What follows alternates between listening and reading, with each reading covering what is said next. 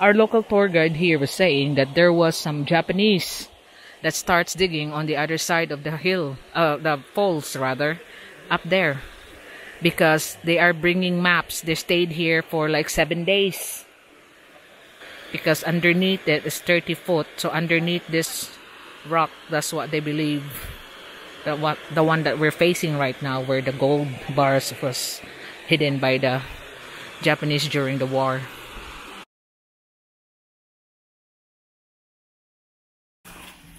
So we are trekking down the hill from the main road of Tap Tap, to see another hidden treasure here.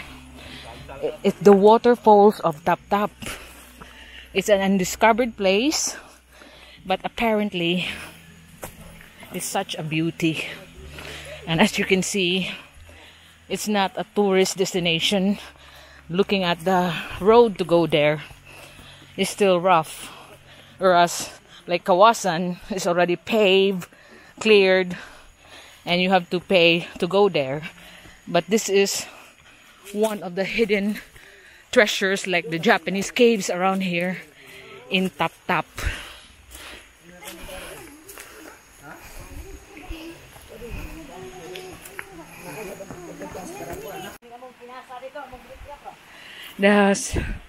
This hidden treasure is not easy to find. It's actually a 3-kilometer walk towards all these big rocks. Yeah. And we still have to go. Tabadir. Ako sa nahiposon, bibi. Awa na. Narabi ha.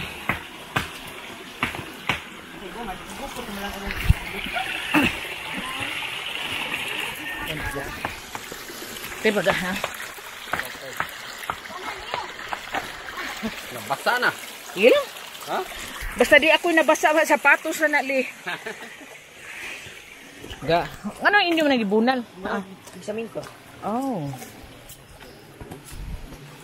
They said there's a lot of people doing panning here for gold. Wow. 3 km. 5.2, so I have trekked. Wow.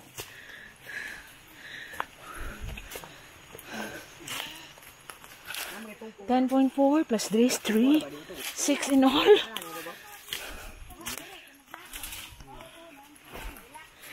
Talaga.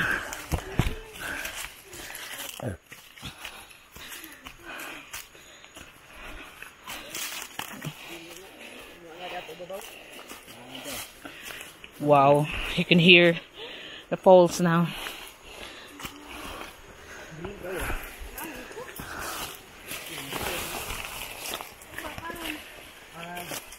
Tempa bihu, what should be? Okay. So slippery.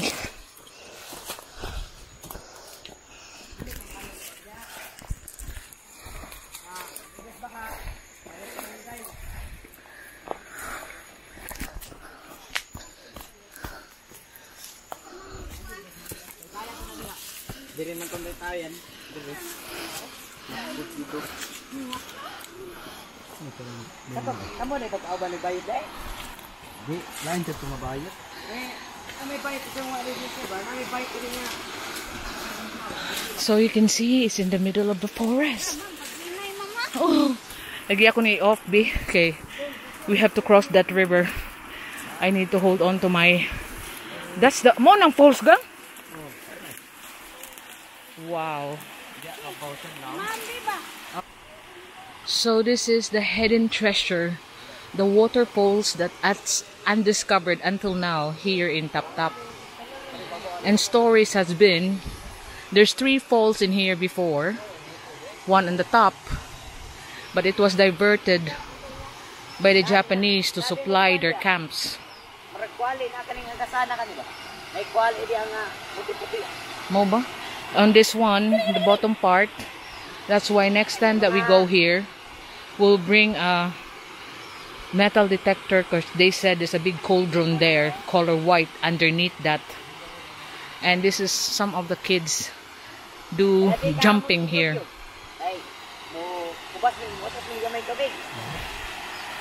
So it is not developed. You can see nobody is swimming here, no houses around here. 3 kilometers away, just this beautiful waterfall. You can do camping around here. See all the surroundings. It's virgin forest. No houses, not developed at all. And the history that lies within this, because why there's a cauldron underneath that second waterfall is I don't know why. But 4 people swears it's already there. It's still there, buried underneath there. Ang kanang kawa, wag yun nanyo sa ada dong. Makita lagi siya. Kung mubandang ang init, makita na siya. During noontime, you can actually see the silhouette of the cauldron if you stand there near the rocks. Laom ni? Dili. Sa kalaom ma? Saan? 15 foot. 15 foot deep. Dito ay 30. Dito sa babaw? Mas kinalawman to dito? So there's 30 feet on the second plot. There's a big hole that's really deep up there. Here's 15 feet in the middle.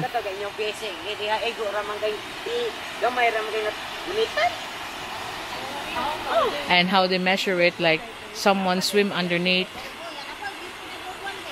bringing a rope with rocks as they put the rock to like 20 feet rope with the rock on the bottom that they put in the middle so they can see how deep it is, and it comes to 15 feet. But the one on the top, when they measure it up with that the same 20 feet rope, it's just disappeared.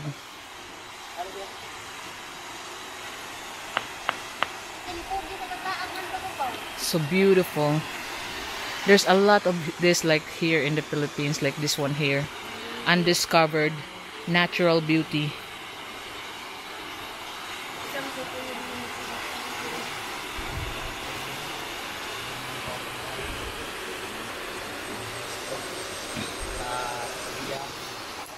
Laging bayad, laging maestro daw.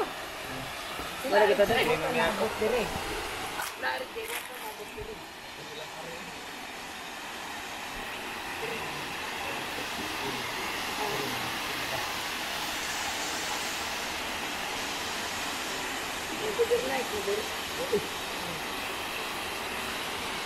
So there's no electricity around this place, so when you want to camp here, you have to bring your own gear.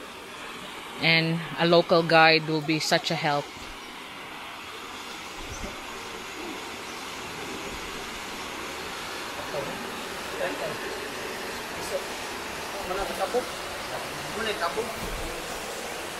Then it flows there and goes to the river. About 3 kilometers, that's where the people get their drinking water.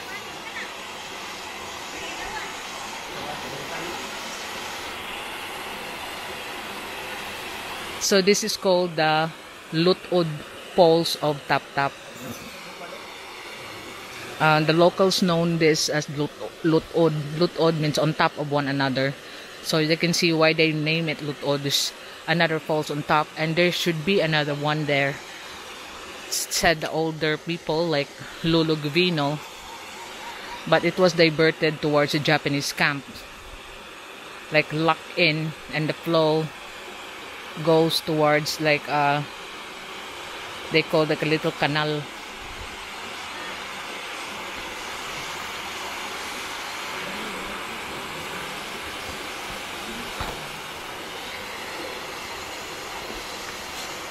Beautiful. You have also fish around here. Nasa isda diri ga no? Dili. And those little crabs.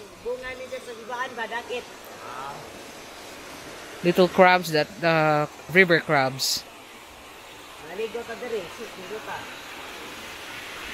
Ligo ko na mo. Nakakaban mo ligo, ligos grande. Si Kuan oh. Bisa tong usa. It, Puyo-puyo. Oh, yaw. Kanan dito na.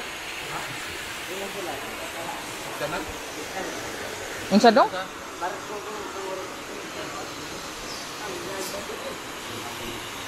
That's why you can imagine why they pan gold around here. Because some people, they're just talking about it, have found little golds around here when they were panning on their washing pans. You know, the laundry basins. And they're just the locals doing it.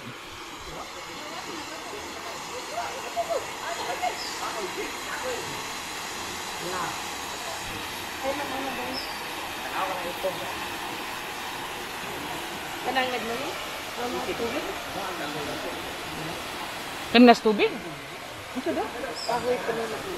So there's a tree that's growing out of the water, the black one there that you can see.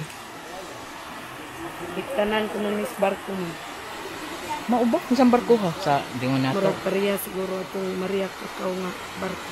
Oh, so the stories around here that there's a fairy that is living around this area, and this is where her golden ship will dock, because like in the moonlight they can, some of the locals that had overnight in here, they can feel the squashing of the river, like it's a boat has just passed through. And when she docks, she tied her boat there on the tree growing underneath. So that's their folklore legend around here. Unsa nago? He found money around, because you know some of the local adventurers come here and spend overnight camping on the waterfall.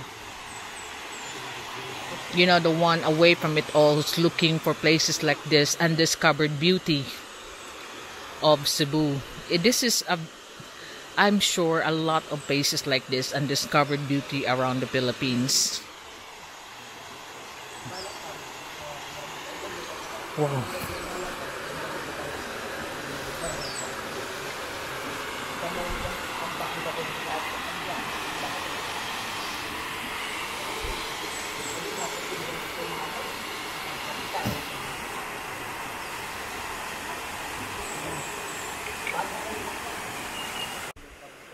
Our local tour guide here was saying that there was some Japanese that starts digging on the other side of the hill, the falls rather, up there, because they are bringing maps. They stayed here for like 7 days, but they said that they were not successful. That was what they told the locals, but they're concentrating on the second one, because underneath it is 30 foot. So underneath this rock, that's what they believe, that the one that we're facing right now, where the gold bars was hidden by the Japanese during the war.